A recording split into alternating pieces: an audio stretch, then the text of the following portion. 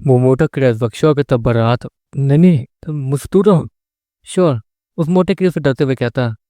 पहले वो मोटा कीड़ा क्यूट लगता था श्योर को, लेकिन अब उस मोटे कीड़े ने जो खूंखारपन दिखाया था वो बहुत ज्यादा डरावना और सच में बहुत ज्यादा डरावना था। श्योर अब उससे दूर रहना चाहता था, बस इसलिए वो 2-3 कदम पीछे लेने लगता। लेकिन वो मोटा कीड़ा तुरंत ही कूद कर श्योर के हाथों पे आ जाता और उसके हाथों को चाटने लगता। श्योर उसे काफी देर तक चुपचाप देखता। जिसको देखते देखते अचानक से वो मोटा कीड़ा एक अजीब सी रोशनी में बदल के उसके हाथों से कहीं गायब हो जाता है। ये क्या हुआ? श्योर हैरानी से कहता है, लेकिन अगले ही पल श्योर की नजर अपनी बहन पे जाती है जो कि हल्का हल्का होश में आ रही थी। दीदी, श्योर अपनी बहन से कहता है, लेकिन उसकी बहन अभी तक पूरे होश में नहीं आई थी। श्योर भाग जाओ। उसकी बहन बस इतने बड़बड़ाई जा रही थी। श्योर तेजी से जंगल से निकलता और भागते हुए सिटी पहुंचने की कोशिश करने लगता। वो तो अच्छा था कि रास्ते में श्योर को कोई भी बीफ नहीं मिला था। श्योर वो तेजी से जंगल से बाहर निकलता है और वहां पर कुछ गार्ड्स वगैरह खड़े थे जो कि श्योर को इस तरीके से वहां आता हुआ देखकर डर जाते हैं। रुको, कौन हो तुम बच्चे हो और जंगल में क्या कर रहे थे? वो सारे गार्ड श्योर को कहते हैं, डॉक्टर अन्य, जल्दी से किसी को बुलाइए जल्दी। श्योर उन गार्ड्स को कहता है और वो गार्ड्स ये देखते हैं कि बात सीरियस है, इसलिए वो गार्ड्स एक अजीब सी सीटी बजाते हैं और इमरजेंसी अलर्ट करते हैं। देखते देखते वहां पर बहुत सारी गाड़ी आ जाती और उनमें से एक दो गाड़ी तो डॉक्टर्स की ही थी। डॉक्टर संजीव, डॉक्टर निकेत, वो सभी जैसे ही अनन्या को देखते हैं वो तुरंत ही उसे एडमिट करवा देते हैं, जिसके कारण अनन्या वो सेफ जोन में आ जाती है। श्योर वो इस वक्त हॉस्पिटल में मौजूद था और बाबा अपनी बहन की चिंता करे जा रहा था। एक डॉक्टर बाहर आती है और वो डॉक्टर और कोई नहीं बल्कि डॉक्टर प्रीति थी। श्योर इतना कहने के बाद डॉक्टर प्रीति श्योर को गले लगाती है। तुम्हें बहुत मिस किया सच्ची में, कहाँ चले गए थे तुम? डॉक्टर प्रीति श्योर से कहती है, बताऊंगा तो भी। इतना कहने के बाद श्योर उससे मोटे कीड़े वाली बात याद आती है और वो सब कुछ सोचने के बाद चुप ही रह जाता। नहीं, अब मुझे ये सब कुछ इन्हें नहीं बताना चाहिए। श्योर इतना कहता फिर, बस मुझे मैं बस अकेला रहना चाहता था और इसलिए मैं सबसे दूर चला गया था। श्योर वो सभी से कहता, लेकिन डॉक्टर प्रीति वो उसके सर पे एक हाथ मारती है। ऐसे कौन सा दूर जाना होता है हाँ? और तुमने नहीं कोशिश की नहीं कुछ, स्कूल भी छूट गया तुम्हारा। अब 20 में कैसे बनोगे? डॉक्टर प्रीति श्योर से कहती है, लेकिन वो श्योर से कुछ नोटिस कर पा रही थी। अजीब बात है, तुम थोड़े ताकतवर लग रहे हो। क्यों? डॉक्टर प्रीति श्योर से कहती है, मुझे भी नहीं पता। श्योर डॉक्टर प्रीति से कहता। दूसरी तरफ डॉक्टर संजीव वो वहाँ आते हैं और श्योर को देखने लगते हैं। तुम जब अच्छा ठीक है, मेरे पीछे आओ। डॉक्टर संजीव इतना कहते हैं और श्योर को अपने पीछे बुलाते हैं। श्योर डॉक्टर संजीव के पीछे पीछे जाते हुए एक अजीब से रूम में पहुंचा जहाँ पर नीरो को टेस्टिंग मशीन था। ओह, ये नीरो को टेस्टिंग मशीन, इसे तो बस किताबों में ही देखा। इसके ऊपर तो बीस्टमस अपने हाथों को रख के अपने पावर्स को जाते हैं ना।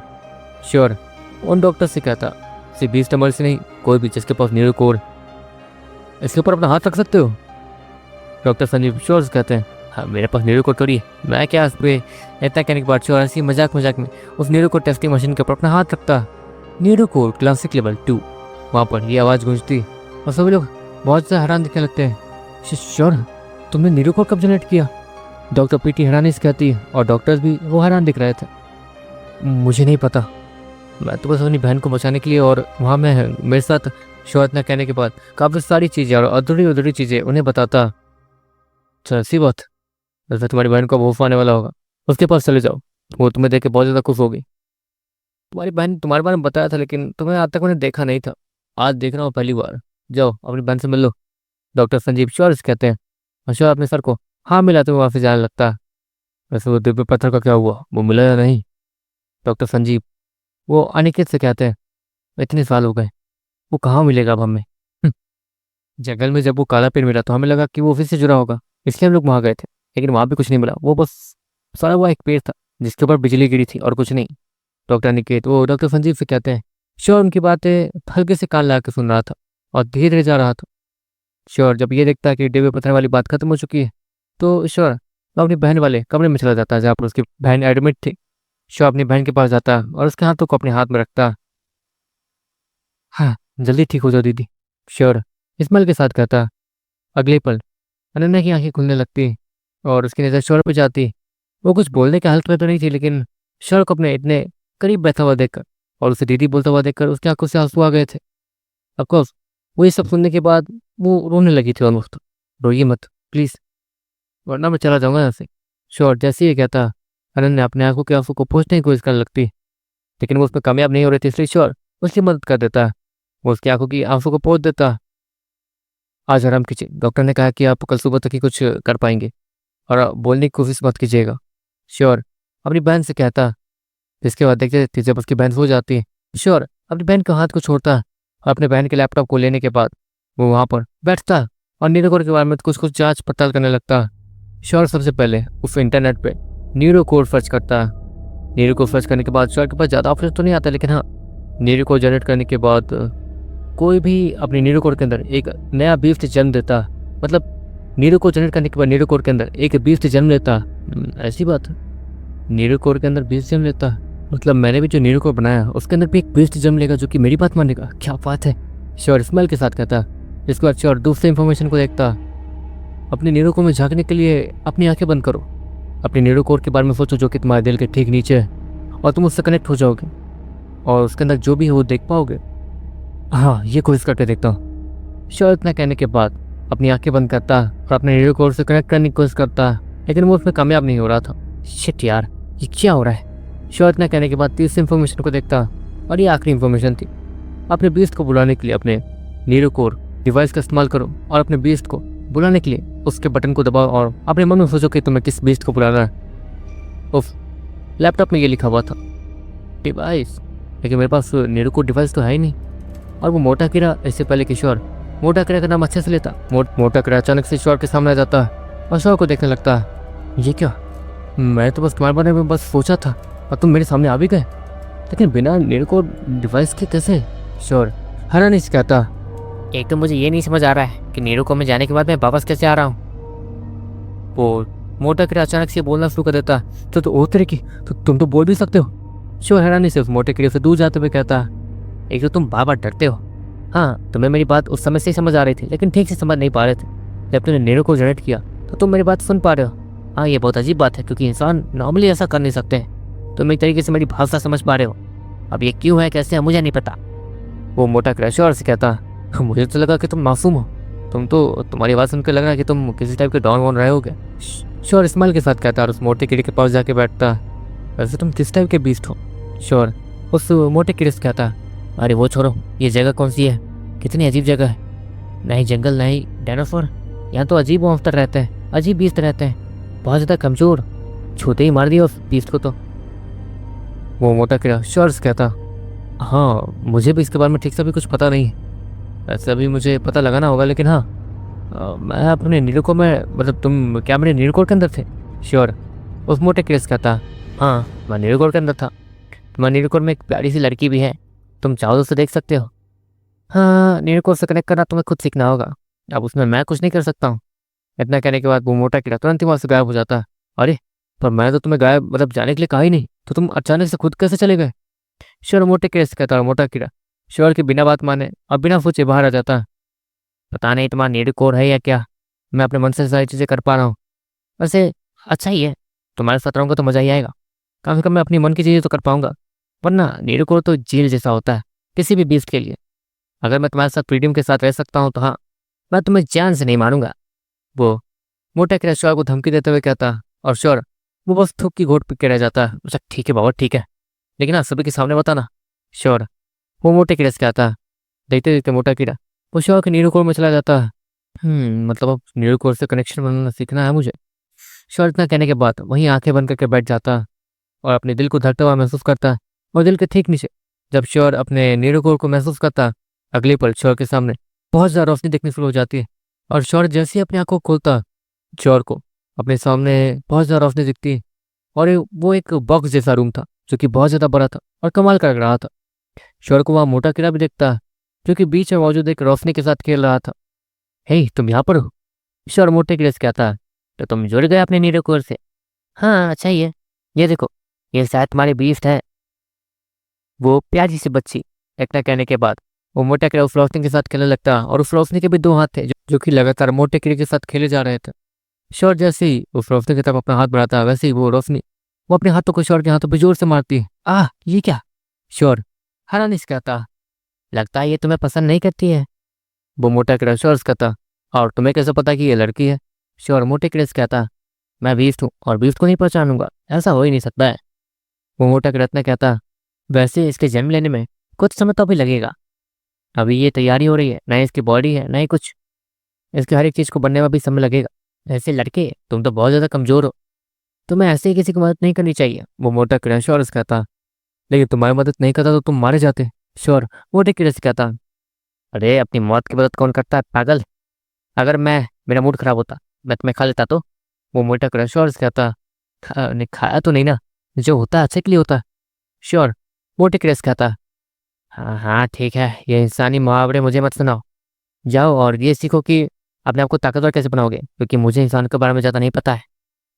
वो मोटा कीड़ा शोर से कहता, वो छोटा सा डेढ़ बुटिया मोटा कीड़ा वो शोर पे कम चला रहा था और शोर को अजीब भी लग रहा था। शोर को ये नहीं समझ रहा था कि शोर उसका मालिक है या वो शोर का। अगर मुझे काफ़ी सारी चीज़ें और जाननी है न्यूरोकोर के बारे में तो मुझे वो दूसरा कोई नहीं बता सकता, बीस्टम ऑर्गेनाइजेशन नहीं बता सकती। लेकिन मैं तो अब तक बीस्टम ऑर्गेनाइजेशन से निकल चुका हूँ, वहाँ ज्वाइन कैसे करूँ दोबारा। शोर मन में सोचता और शोर ये सोते सोते सो जाता। शोर जब सुबह जागता तो शोर के सामने उसकी बहन खड़ी थी, एक अजीब से चीज़ को पकड़ के। अरे आप खड़ी क्यों हो गई? श्योर अपनी बहन से कहता। उसकी बहन वो इस बात पर ध्यान दे ही नहीं रही थी कि उसके पाँव से खून निकल रहा। वो उस अपने भाई को देखे जा रही थी और उसके चेहरे को देखे ही जा रही थी जो कि उसकी चिंता कर रहा था। अरे पागल है क्या, पहले बैठ जाइए, श्योर ने कहता और अपनी बहन को उस स्ट्रेचर पर बैठने में मदद करता। बैठने के बाद उसकी बहन अब भी उसका चेहरा ही देखे जा रही थी। अब मैं हैंडसम, उसमें मेरी क्या गलती है, लेकिन मैं आपका भाई हूँ, ये याद रखिएगा। श्योर वो अपनी बहन से कहता, लेकिन अगले बार उसकी बहन उसे गले लगा लेती है। वादा करो कि हमेशा मेरे साथ रहोगे। अनन्या श्योर से कहती, वादा करता हूँ। श्योर अपनी बहन के हाथों में अपना हाथ देते हुए कहता, वैसे तुमने मुझे बचाया कैसे? अनन्या श्योर से कहती, लंबी कहानी है, वैसे पता नहीं आपको बताओ या नहीं। वैसे मतलब मैं ये 2 साल जो गया था, मैं ट्रेनिंग कर रहा था और तो मैंने एक खतरनाक से भी इसको टेम भी किया। ज़्यादा नहीं, मतलब बस नॉर्मली टेम किया, मेरे पास नीरो कोर नहीं था, फिर भी उसे टेम कर लिया। ये देखिए। इतना कहने के बाद छोड़ अपने नीरो कोर से उस मोटे कीड़े को बाहर निकालता है। ये बीस्ट है, लेकिन ये कहाँ से आया तो बिना नीरो कोर के? अनन्या उस मोटे कीड़े को हाथ में लेती है और हैरानी से शॉर्ट को कहती है, अरे बाप रे, अभी दीदी को कैसे बताओ कि मैंने नीरो को जनरेट किया? और किया तो है किया है, लेकिन मैंने जो अभी इस बीस्ट को बुलाया, मतलब मोटे कीड़े को, वो बिना नीरो कोर डिवाइस को बुलाया। और ये शायद मेरे नीरो कोर की कोई स्किल है कि फिर क्या, मुझे नहीं पता। और ये काम मैं ही कर सकता हूँ जहाँ तक मुझे पता है। श्योर मन मन सोचता, नहीं नहीं, ये तो बस बाहर ही घूम रहा था, अभी तो ये मेरे पीठ पे बैठा हुआ था, ये मेरे कंधे पे ज़्यादातर बैठा रहता है। श्योर अपनी बहन से कहता, वो मोटा कर अन्ना के कंधे पे भी जाके बैठ जाता, जिसके बाद अनन्या उसे बहुत देर तक सहलाती और उस मोटे को बहुत ज़्यादा मजा आ रहा था अनन्या के साथ। देखते देखते वहाँ पर कुछ लोग आते हैं, doctor Sanjeev, doctor Niket, doctor PT, और वहाँ पर एक आदमी और था जिसे श्योर अच्छे से जानता था, प्रिंसिपल रंजन। आप? श्योर हैरानी से प्रिंसिपल रंजन को देखते हुए कहता, प्रिंसिपल रंजन वो बीस टेमर स्कूल का प्रिंसिपल था और वो यहाँ पर आया था, मतलब कोई बड़ी बात होनी चाहिए। श्योर उस प्रिंसिपल को देखता हट ही जाता। अब कोफ उसका नाम बहुत ज़्यादा खराब था और हो सकता है कि ये भी उसकी बेइज्जती ही करे। डॉक्टर अनन्या आप ठीक हो गई? डॉक्टर संजीव अनन्या को अच्छे से चेक करते हुए कहता, उनकी अच्छे से जांच पड़ताल करने के बाद वो लोग नॉर्मल हो जाते हैं। अनन्या पूरी तरीके से ठीक हो चुकी थी और उसे रिकवर करने में अभी थोड़ा समय लगेगा। वैसे मानना पड़ेगा तुम्हारे भाई को, इतने अंधेरे में जहाँ पर 20 नंबर जाने से डर रहे थे वहाँ पर ही अकेला चला गया था तुम्हें बचाने के, और बचा के लिए भी आया। हाँ मानना पड़ेगा लड़के, सच में बाइक कैनल के लायक तो हो। डॉक्टर संजीव खुशियों की तारीफ करते हुए कहते हैं, वही तुम्हें पता है इसने क्या किया? डॉक्टर संजीव अनन्या से कहते हैं, क्या किया? अनन्या थोड़ा डरती हुई कहती है और शोर को देखती है कि कहीं शोर ने कुछ गलत तो नहीं किया। हाँ आपको अब 2 साल से प्यार तो हो सकता है कि उसने कुछ गलत किया हो। नहीं नहीं गलत कुछ नहीं किया, तुम्हारे भाई ने नीरू को जनरेट किया, वो भी कल ही। डॉक्टर संजीव जैसे ही ये कहते हैं अनन्या हैरान दिखने लगती है और शोर को देखती है। एक मिनट, क्या तुमने उसी ये क्या, ये आप क्या कह रहे हैं? ये तो भी बच्चा है, ये ज़्यादा ज़्यादा 15 साल का होगा, और आप कह रहे किसने नीरू को जनरेट किया है? लेकिन ये तो नामुमकिन है, गिने चुने लोगों ने ही उस उम्र में नीरू को जनरेट किया। और अनन्या इससे पहले कि और भी कुछ कहती, डॉक्टर अनन्या प्लीज शांत हो जाइए। जहाँ तक है इसने जो भी किया आपके लिए किया, नीरू को भी इसने, ठीक है। अच्छा ये होगा कि आप पहले स्कूल चले, वहाँ के कैमरे फुटेज को देखें तब आपको पता चलेगा कि आखिर हुआ क्या था। और श्योर ने किया क्या? वैसे श्योर, तुमने एक प्रॉब्लम भी खड़ी की है। तुमने विक्रम को जितना मारा, उसकी वजह से उसके टांग और हाथों की एक एक हड्डी टूट चुकी है।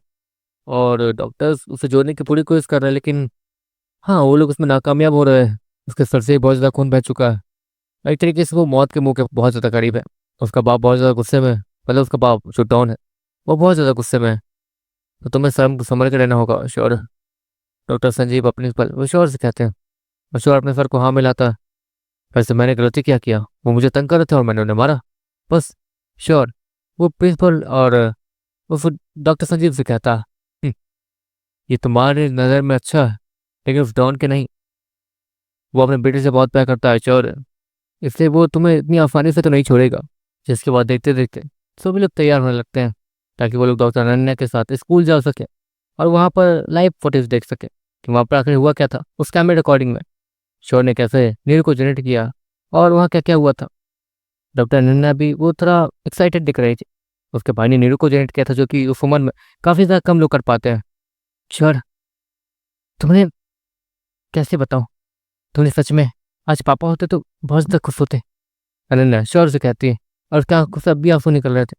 अगर आप रोते रहे तो मैं सच में चला जाऊंगा, बता रहा हूँ मैं। श्योर नॉर्मली अपनी बहन से कहता है, अच्छा ठीक है बाबा, नहीं रोती हूँ मैं। इतना कहने के बाद अनन्या अपनी आंखों के आंसू को पोंछती है। उसका भाई इतने समय बाद उसके पास आया था। पहले तो अनन्या उसके मतलब अपने भाई के ऊपर नजर रख भी लेती थी, लेकिन जब वो 2 साल के लिए गायब ही हो गया और वो पूरी सिटी में उसे ढूंढते रह गई थी और वो उसे नहीं मिला था, तो वो डर गई थी। और उसने काफ़ी सारे बड़े बड़े कदम भी उठाए थे, जिसके कारण उस विक्रम और उसके विक्रम के डैड को, जिसका नाम आदर्श अग्रवाल था, वो बहुत बड़ा डॉन था, उसे परेशानी हुई थी। वैसे डॉक्टर प्रीति, अगर प्रिंसिपल रंजित यहाँ आए हैं तो उनसे एक बार आप बात कीजिए ना, कहीं मुझे दोबारा स्कूल में एडमिशन मिल जाए। और तो और मैंने नीरू को भी जनरेट किया। अगर ये बहुत ज़्यादा रेयर है तो उससे तो मतलब इससे तो उनके स्कूल को ही फायदा होगा, है ना? श्योर। इस्माइल के साथ डॉक्टर प्रीति से कहता, अरे वो पगले, वो तुम्हें स्कूल ही वापस ले जाने के लिए आए हैं। डॉक्टर प्रीति जैसे ही ये कहती है, श्योर वो खुश दिखने लगता है और प्रिंसिपल रंजित की तरफ देखने लगता है। सच में, सच में मैं दोबारा स्कूल जाऊंगा? श्योर इस्माइल के साथ कहता है, और अपने ही बैच में जाओगे जहाँ से तुमने क्लास छोड़ी थी। फिर भी इसी क्लास में है ना? इतना कहने के बाद डॉक्टर प्रीति वो श्योर के गालों को पिंच करती और वहाँ से चली जाती। श्योर वो बहुत ज़्यादा खुश दिख रहा था। वो अपने क्लास में वापस जाने वाला था। और इस बार तो मैं ताकतवर होके जा रहा हूँ, कोई भी मेरा मजाक नहीं उड़ाएगा। श्योर इस्माइल के साथ कहता। देखते देखते सभी लोग रेडी हो जाते हैं और वो सभी लोग एक अच्छे से कार में बैठते हैं। कार में बैठने के बाद सभी लोग आगे जाने लगते हैं। सर पर चलते हुए काफ़ी देर बीतती है, जिसके बाद देखते देखते स्कूल पहुंचने से पहले ही उन सभी के गाड़ी के सामने बहुत सारी ब्लैक कार्स आके खड़ी हो जाती हैं। और ब्लैक कार्स में बहुत सारे लोग भी थे, जो कि बहुत ज़्यादा ताकतवर लग रहे थे। एक खतरनाक बॉडी बिल्डर वाला आदमी आगे बढ़ता है और उस दरवाजे को खोलता है, जो कि उस कार का था। उस कार के दरवाजे को खोलते ही वहाँ से एक खतरनाक सा आदमी, जो कि किसी गुंडे जैसे कम नहीं लग रहा था, वो बाहर निकलता है और अपने कोट को सेट करता है और सीधे उन सभी के सामने आके खड़ा हो जाता है। ड्राइवर तुरंत ही गाड़ी को पीछे लेने की कोशिश करता तो है, लेकिन अचानक से इसके पीछे से एक और गाड़ी आके उसकी गाड़ी को ठोक देती है, जिसके कारण अब उनकी गाड़ी पूरी तरीके से वही लॉक हो चुकी थी। आदर्श अग्रवाल से पता नहीं क्या करना चाहता है। इतना कहने के बाद प्रिंसिपल रंजित वो नीचे उतरता है। आदर्श अग्रवाल, तुम्हें शायद पता नहीं कि हम लोग किस काम से जा रहे हैं। तुम्हारे बेटे के साथ जो झड़प हुई थी, हम लोग उसी का पता लगा रहे हैं और इसी के लिए हम इस चोर को स्कूल ले जा रहे हैं। वहाँ जाने के बाद ही हम देखेंगे। और हाँ, इसमें जहाँ तक है तुम्हें भी हमारे साथ ही चलना चाहिए, ताकि हम दूध का दूध और पानी का पानी कर सकें। हम बस ये चाहते हैं कि यहाँ पर सभी के साथ न्याय हो और कुछ नहीं। प्रिंसिपल रंजित वो उस आदर्श अग्रवाल को देखते हुए कहता है, लेकिन आदर्श अग्रवाल वो तो बस स्माइल करे जा रहा था। क्या तुम्हारी इतनी औकात है कि तुम मुझे अपने स्कूल दोबारा बुलवाओगे? एक बार तो मैं आया था तुम्हारे स्कूल, इसके बाद दूसरी बार नहीं, अब नहीं। अब मैं इतनी बार तुम्हारे स्कूल के चक्कर नहीं काटने वाला हूँ। मेरे बेटे को जिस लड़के ने मारा वो उस गाड़ी में है ना, अगर 20 सेकंड के अंदर वो बाहर नहीं निकला तो मेरे आदमी गोलियों से भून देंगे उस गाड़ी को। और उस गाड़ी में जो भी होगा उसका जो हाल होगा तुम सोच भी नहीं सकते हो। अगर तुम सामने आए तो तुम भी मार दिए जाओगे। और हाँ, मुझे किसी से डर नहीं लगता। तुम 20 नंबर स्कूल के प्रिंसिपल होगा ना, लेकिन यहाँ देखो, यहाँ पे कोई भी नहीं है। ये पूरी जगह खाली है। यहाँ अगर मैं तुम्हें मारता भी हूँ तो किसी 20 नंबर को मारने की वजह से हाँ मुझे सज़ा मिलेगी, बहुत बड़ी सज़ा मिलेगी, मौत की सज़ा। 20 नंबर ऑर्गेनाइजेशन मुझे छोड़ेगा नहीं, मैं अच्छे से जानता हूँ। लेकिन यहाँ पर अभी कोई नहीं है तो मैं मार के यहीं दफना दूंगा। और किसी को भी पता नहीं चलेगा। तुम्हारे पीछे जो भी लोग हैं वो सारे मार दिए जाएंगे और किसी को भी कुछ नहीं पता चलेगा। इसलिए हमें चुपचाप उस लड़के को थमा दो जिसने मेरे बेटे का वो हाल किया है। आदर्श अग्रवाल गुस्से भरी आवाज में उन सभी को चिल्लाते हुए कहता और उसकी आवाज चारों तरफ गूंज रही थी।